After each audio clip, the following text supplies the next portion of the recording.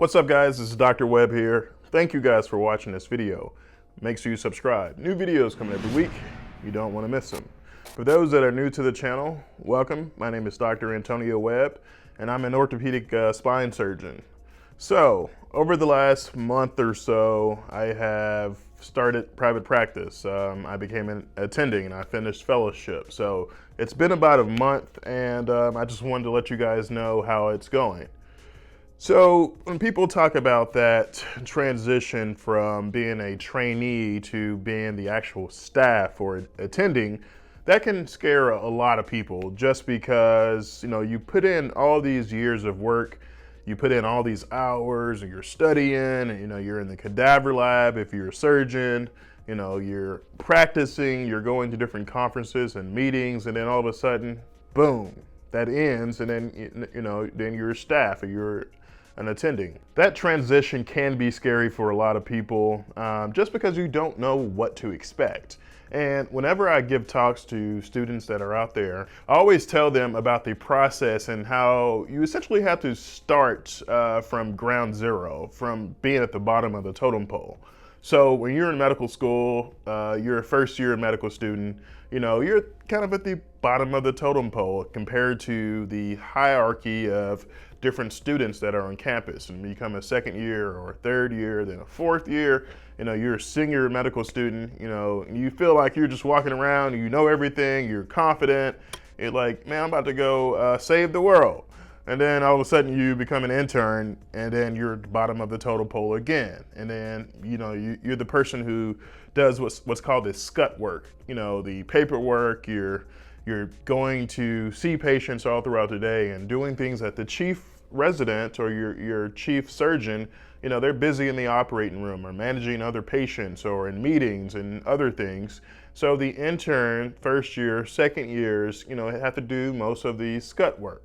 And a lot of times this work can be kind of tedious, like some of the things that no one really wants to do, like, hey, go call this patient and tell them to come see me in 2 weeks, and then schedule their labs, and then call their grandparents and then tell them that they're doing okay. Like, what? You want me to do what? So it's little things like that, the tedious work, the running around that the interns do when they're all frantically running around the hospital. So you're at the bottom of the totem pole. So you started from this senior medical student to a intern and you're back again. And then if you're in a long residency like neurosurgery or even like orthopedic surgery, 5 years, by the time you get to your 5th year, your chief year, you're kind of running the show. You're operating under your supervision of the staff, but you're doing cases alone. You're teaching your junior residents. You're the person responsible if something happens. So, you're kind of at the top again in terms of trainees, and, you're confident as well. During my residency, I did over 2,000 surgeries. So by the time that I was finished, I was very confident in terms of my surgical skill set and how to manage patients in certain conditions. Then you go into fellowship, and then fellowship, it starts all over again, where you're kind of at the bottom of the totem pole. You're still a trainee. You're just in that transition period between a resident and staff. So it can be an interesting time and fun time for a lot of people just because you don't have the full responsibility of a surgeon or staff. But then when you become an attending, you have that responsibility. Those patients are your patients. You're responsible for them. And you're at the bottom of the totem pole again. Like never ends. So when you're looking for different jobs and you're interviewing at different places, whether this is joining a group of other doctors or you're going to start your own business, your own practice, or if you're going to be an employed physician at an academic center or employed by a hospital, well, you're at the bottom of the totem pole. So they always kind of joke like the new surgeon or the new doctor gets all the difficult cases or cases that no one else wants to take on. So that's what I have kind of experienced over the last month. I've been approached, about patients. Hey, would you mind seeing this patient? This patient is 90 years old, and they have this horrible back problem. their curve in their back is going like 5 different directions. They just have a couple of medical problems. They're diabetic. Their A1C is like 12. They're have hypothyroidism, high blood pressure. Oh, they have a pacemaker also, and they're on Plavix. Would you take this patient? So that's the kind of things that I had seen over the last month. But the difference is, as a staff, as an attending, you have the ability to turn away patients and turn away cases is what I would say. And as a resident or a trainee, you lose a lot of that autonomy in terms of what you're able to do. But as a staff, I can say, no, that patient is a little bit more difficult than I would like to take on at this stage in my training. Being out of fellowship for 2 weeks, you want me to do this 10-hour complicated surgery? No, I think I'm okay on that. So you have the ability to do that. The other biggest difference is, that I have really appreciated over the last month, is the ability to make your own schedule.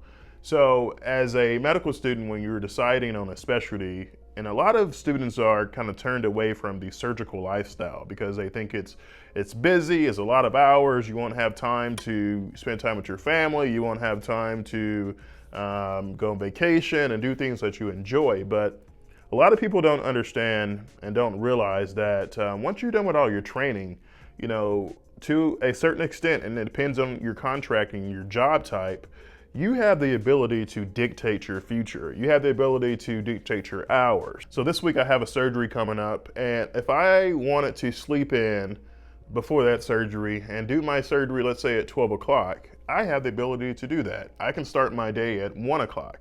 I can work half days, or I can have off every other Friday, or I could take off every Friday if I wanted to. But most people don't do that just because they're fresh out of training and they want to work, they want to make money. Because in private practice, if you don't work, you don't get paid. So, you could potentially lose a couple $1,000s by taking off of a half a day of work or even a full day. So most people don't do that for those reasons, because, I still have bills to pay in terms of overhead. I have to pay for my office space. I have to pay for my employees, for my EMR, which is the electronic medical record, and little things that add up, and it comes to a certain amount each month, and you have to meet that number, otherwise you won't make any money that month. That's the biggest difference, the ability to dictate your schedule. I can say, hey, I want to do surgeries on Mondays and Tuesdays, and then I want to have every Wednesday off for admin day to do paperwork, research, catch up, and then Thursday and Friday I want to do surgery. So you have the ability to do that, but this also depends on your job type. So that's why I went into private practice, and I'll make another video about this in the future, because I want to be my own boss in terms of dictating what I want to do, what type of patients I like to take care of, what type of surgeries I would like to do, how busy I want to get, because some jobs will, hey, you got to do this many surgeries, you got to see this many patients this month, otherwise, we're going to have some conversation. So, I saw that during the interview trail when I was interviewing for jobs. So you just have to figure out what's most important to you. If you go to an academic center, like you're working at a university with residents and medical students, well, you may not have much flexibility in terms of your schedule, because they're going to say, hey, you have to meet this quota for a number of surgeries and number of patients that we need you to see. And if you're not seeing that many patients, then that may be a problem. It also depends on if you're employed. You have to meet certain quotas, so you have to stay busy. And in private practice, the biggest difference is most people stay busy so they can meet their overhead and make money.